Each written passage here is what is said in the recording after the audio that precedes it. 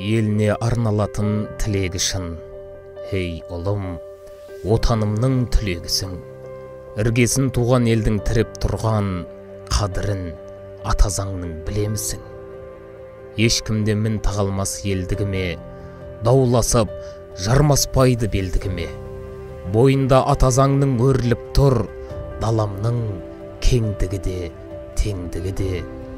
Бағынған өз заңына жұмыр ғалам, сондықтан күннен жерім суынбаған, қоғамның сан саласын реттейтін әрбір заң атазаңнан туындаған. Бастайтын болашаққа бақ кемені, осы жол халықтың да нақ сенері, халқыма адалмын деп атазаңға елбасы қолын қойып ант береді. Болғанмен бұл өмірде айлаң күшті, ел үшін кім тындырар қайран істі. Еліңнің дамуы мен дағдарысы ол дағы атазаңға байланысты. Нұр шашқан жас ұрпақтың ұғымына, тікелей өсер еткен ғұмырына айналды атазаңым мызғымайтын тәуелсіз мемлекеттің тұғырына.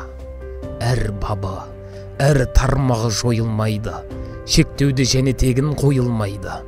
Келісім шарт жасасқан барлық шетел қазақтың атазаңын мойындайды.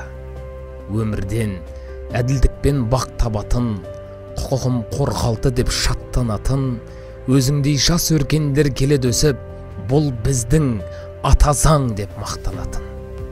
Өркендеп өз қолына алған ісі, биікке қазағымның самға құсы, халық боп қадір тұтып қастерлеген атазаң азат елдің ар намысы.